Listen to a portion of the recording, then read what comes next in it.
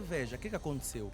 Assim, para darmos um salto mais para o nosso tempo, depois da Primeira e Segunda Guerra Mundial, foi onde a cirurgia plástica, sobretudo na vertente reconstrutiva, começou a ser conhecida.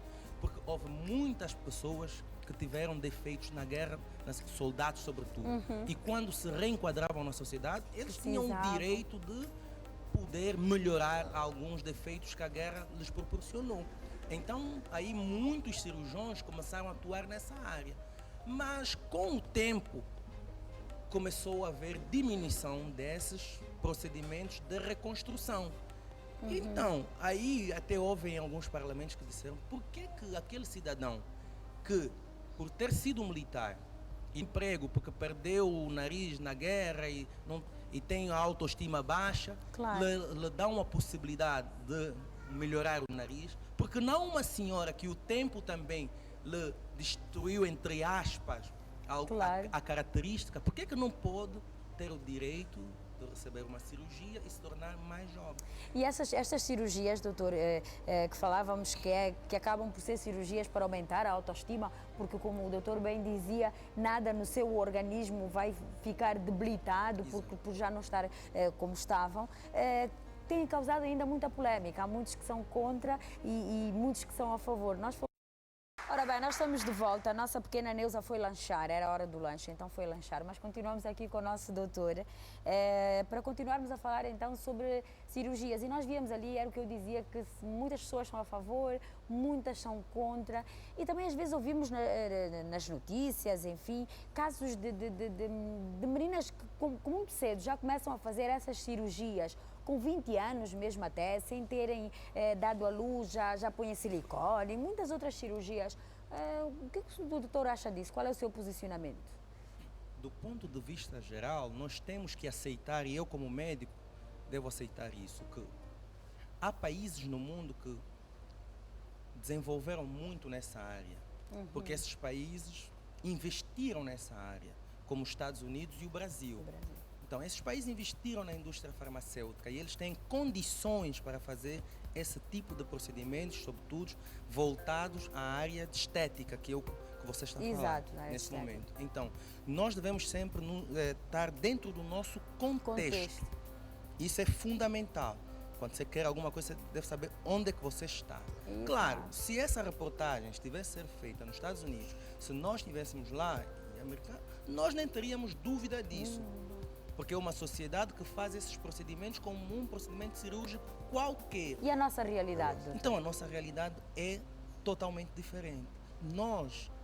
Os procedimentos até agora que a gente faz, sobretudo, é na área de reparação.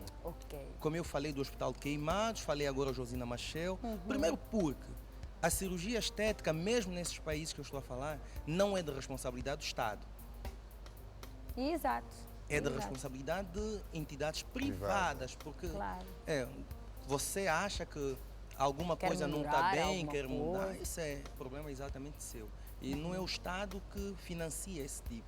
Claro, hoje no Brasil, onde eu estou atualmente, o Estado suporta algumas cirurgias plásticas na vertente estética, sobretudo de contorno corporal. Por quê? Por causa de um problema deles. O que é que acontece hoje no Brasil, nos Estados Unidos e esses países? Obesidade.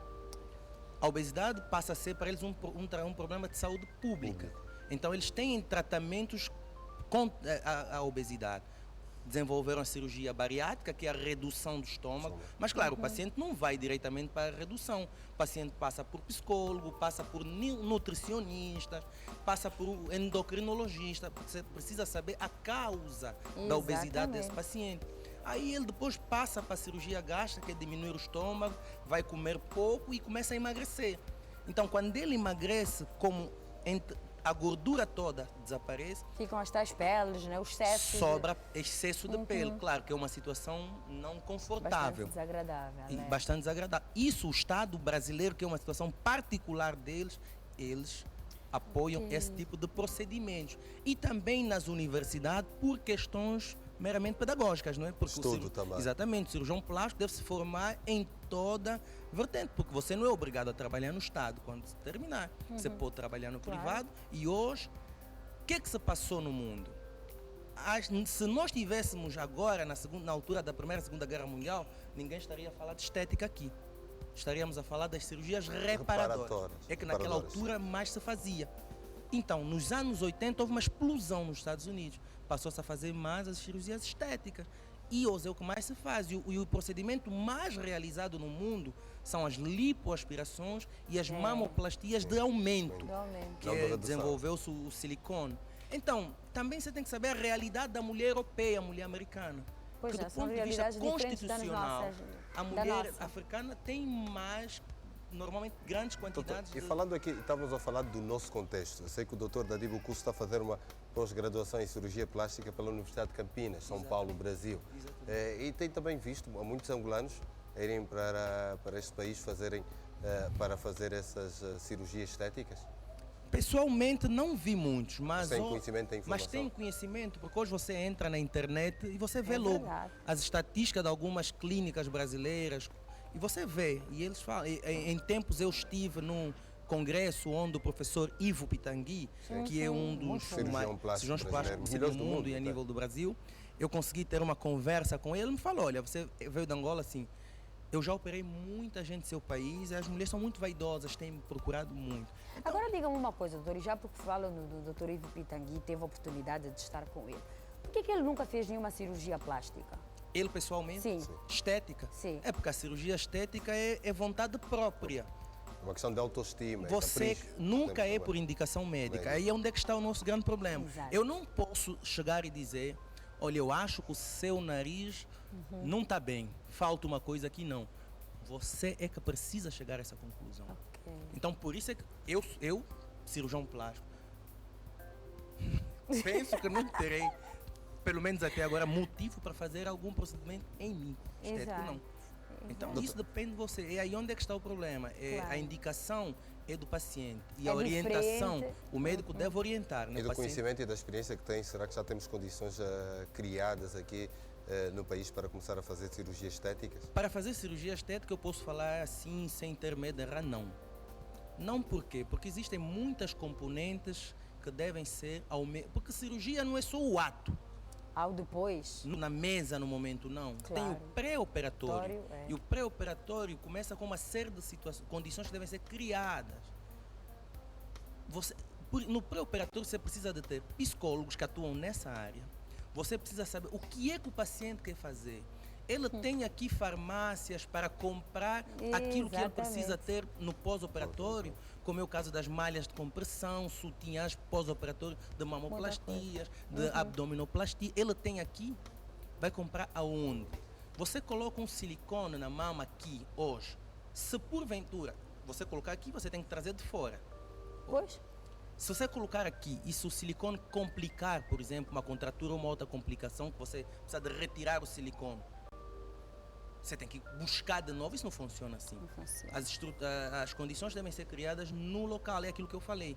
Os Estados Unidos e o Brasil desenvolveram muito porque eles criaram condições para realizarem esses procedimentos. E às vezes você tem, no pós-operatório, algumas complicações, que você precisa às vezes fazer algumas drenagens linfáticas, que você não tem aqui, você precisa combinar outras terapêuticas, você pode fazer uma cirurgia e depois complicar a cicatriz pode engrossar, pode alargar. Então você precisa ter esses componentes todos que tratam também as complicações da cirurgia estética e cosmética. Por isso é que nós às vezes até ouvimos nas notícias de cirurgias feitas mesmo nesses países desenvolvidos, que são feitas em lugares inapropriados e que corre alguma coisa mal e que o paciente morre porque não tinham as condições para... Exato. Agora, nós devemos definir aquilo que a gente quer.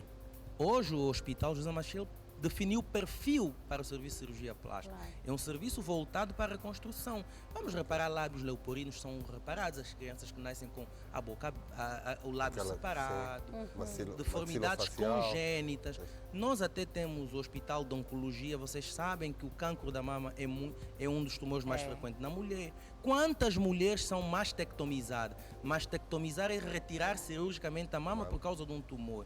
Então você mastectomizou, ela pode ficar com uma assimetria mamária. Essa sim precisa de uma cirurgia para simetrizar a mama. Isso sim.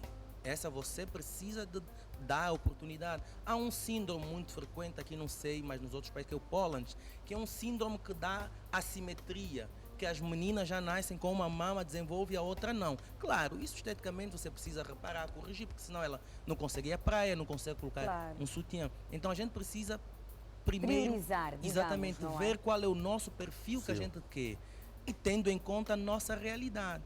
Porque para a estética e cosmética a exigência é maior. Primeiro por quê? Porque o paciente, imagina um paciente que vem e diga Já vem assim, com a ideia toda formada. que eu não estou satisfeito com o meu nariz.